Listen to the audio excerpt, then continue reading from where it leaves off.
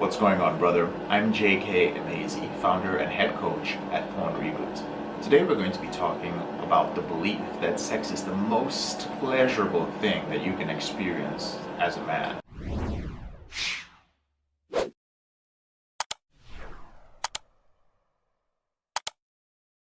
Now, you might be surprised that I'm even addressing this, but the reason I am is because I believe that this is a myth. Despite the scientific studies and the research out there which proves that it is the most pleasurable thing that a human being can experience. Now, we won't dive into that, but I'm happy to do so at another time.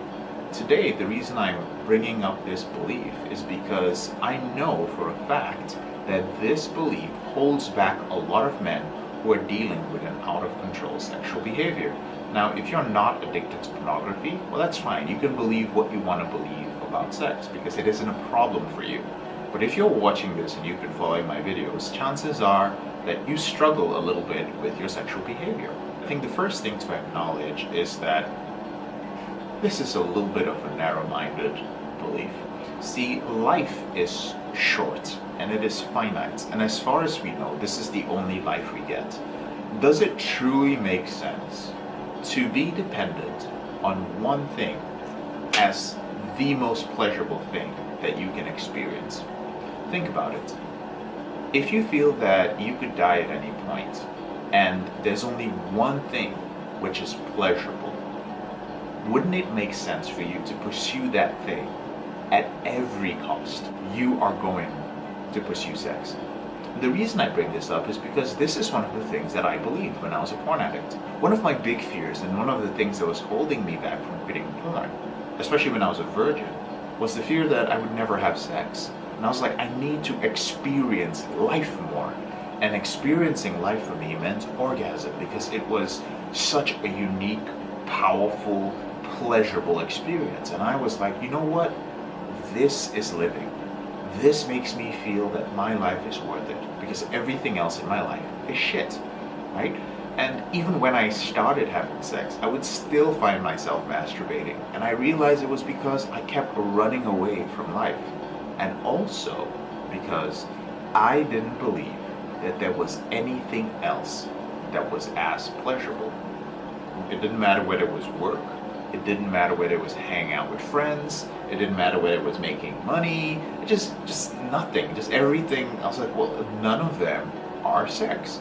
So because I believed that none of them were as pleasurable as sex, all these different things in life that people said were great and people said that I should accomplish, all of them became a means to an end. And that end was having sex. It's the same way a junkie thinks. A person who is addicted to meth or a person who is addicted to heroin. When they experience something that is so high and they feel that, you know what, there's nothing better than this, everything else in their life becomes a means to an end. It becomes a means to the end of experiencing that euphoric experience that they have when they get high. Now here's what I learned, okay? And the first thing I want to say is that you would have to experience a lot of these things to actually believe them. And chances are, the things I'm going to share with you are probably going to sound really lame or tame, or you're just like, JK, this is crazy talk, right? How can you truly feel that you can compare these things to sex? Are you insane? If you feel that way, it's fine, and I absolutely understand. If you're still struggling with your sexual behavior, it would be impossible for you to actually have this belief. I will share it with you though, in the hopes that as you try to end your behavior, you have something to look forward to. You at least look for pleasure in these things. One of the first pleasures that I found that has been, in many cases, a replacement for orgasm is the euphoria of winning, right? When I accomplish something that has eluded me for a long time, or which I did not believe that I could accomplish at some point, especially long-term goals, there's this feeling, and this is, to be quite honest with you, I either lack the vocabulary to explain it, or it's literally a feeling that is just difficult to explain in words by anybody, even the most talented wordsmiths. But it is this euphoric feeling that there is hope, that I am capable of so much more. Like, what else, the possibilities, what are the other things that I could accomplish if I always believed that I couldn't do this, if somebody said I couldn't do this and I still did it. There are some things you accomplish that you realize that you're probably not going to have many opportunities in your life to accomplish things like this. Like, maybe you could count them on your fingers of one hand, right? That it's just going to be such a huge accomplishment that it can last you for years, right? The confidence you get from that, the self-belief lasts for such a long time. And I believe that that is a greater pleasure than the pleasure of orgasm.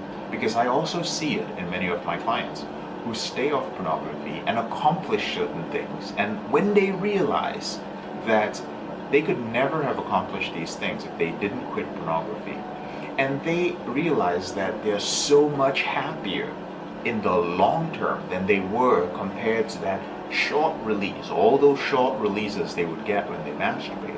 And they realized that it only made sense that this was obviously not only something that was better for them, it was something that felt better. It was a lot more subtle, but it lasted a longer time. The second thing is the joy that you experience from helping another person who is experiencing a very deep level of pain. Helping that person to escape that pain, to leave that pain, to come to terms with that pain, especially when they themselves felt that there was no hope. There's something about doing that as a human being, about being compassionate and helping somebody to accomplish something that brings up this really positive, grateful, joyous feeling in you. And it's not a selfish joy. We could call it a sympathetic joy. It's a joy you experience from seeing the joy of somebody else, especially when you helped that person. And that stays with you, that motivates you, that makes you hopeful for humanity. And it's something that stays with you for, again, another pleasure that stays with you for a long period of time. It's something worth chasing, like the first one I mentioned. And the final one is love. And when I say love, I don't mean infatuation, I don't mean a deep attachment to somebody. I literally mean a deep, caring love for another being, where you only want the best for this person. You're connected to the person deeply, but there's no possessiveness about it. There's no like, this person is mine, right? And don't get me wrong, you can be in a relationship and have both of those feelings, but those moments, for those of you who are in a relationship where you look at your partner or you're sharing an intimate moment with your partner and you go like, man, I really wish the best for this person. I want this person to be happy. I want them to be content. I truly, truly wish that. I wish that this person's human experience will just be the best things ever. You may only get those moments these days in very small bursts, but to experience it over a long period of time is truly pleasurable, right? Now, if I were to watch a video like this, especially of me saying stuff like this 10 years ago, I'll be like, dude, you're either trolling or you're on something, because this sounds like crazy talk. So JK years ago would think that. But now I say it, and it is what it is the experiences that men have. And I'm only saying that because I know a lot of brothers will watch this and perhaps understand it logically, but feeling it is something that's so far from you. And that's the thing when you've struggled with a compulsive behavior for so long. It's that you hear these things, but you just don't know if you're ever going to really experience these things, right? So, biologically speaking, it's important to understand that what has really happened with your brain is that the part of your brain that is responsible for processing these pleasures that I just talked about is not the part of your brain that is in control of your sexual behavior. It should be. That part of your brain is called the neocortex. It's the new part of your brain. Instead, the part of your brain that is in control of that is the oldest part of your brain. It's at the stem, the brain stem, and it's called the midbrain or the reptilian brain, your original brain. So your neocortex evolved from there. But this original brain was only concerned with one thing, and that is your survival. So eating, having sex, procreating, running away, fighting, defending yourself, that sort of thing. And when you use pornography or sex or masturbation or orgasm to medicate all the different pains in your life, The message you are sending your midbrain is, send me those neurochemicals that are going to help me to survive. I'm stressed. Send me those stress hormones that are going to make me feel better. Like, what do I do to feel better? And the midbrain, because it's the oldest part of your brain, it's like, okay, bro, like you need to survive, right? You're feeling emotional, you're feeling lonely, you're feeling stressed out, you're feeling angry. Let me give you chemicals that are going to make you feel good. And one of the easiest ways to get these is to masturbate and to experience orgasm. And so you're highly dependent on the midbrain as an addict. However, the newer part of your brain, the neocortex, is responsible for things like your motor functions, for consciousness, awareness of the fact that you are a human being, for your intellect, for prioritizing, for arranging your memories as well. And when you reboot, when you go through the PornReboot system or you recover and your brain rewires, what is actually happening is now the messages are not being sent to your midbrain alone. They are being sent to your neocortex. And all the coping strategies, the coping tools, everything we teach is designed to help you regain control of your neocortex, so that when you experience other difficult things in life, you can draw from this newer, more evolved, and constantly evolving part of your brain and make better decisions. But a byproduct of regaining control of your neocortex is that you're now able to experience higher level pleasures than what the midbrain simply provides you, the most basic animalistic thing. And as you can imagine, it is not easy to let go of the midbrain and start focusing on the neocortex, because the midbrain is a very important part of who we are as human beings. We cannot deny it, but we need to control it.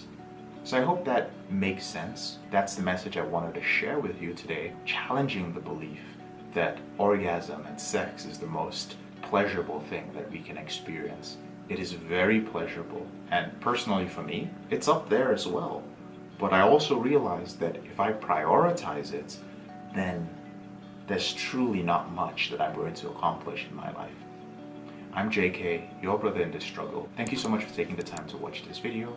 Whenever you're ready, there are a few ways that I can help you end your out-of-control behavior with porn, sex, or masturbation.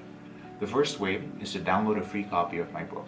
It's called Confessions of a Porn Addict, 7 Secrets of Porn-Free Men, and it's the roadmap to ending your out-of-control behavior. The second way is to join my free Facebook group.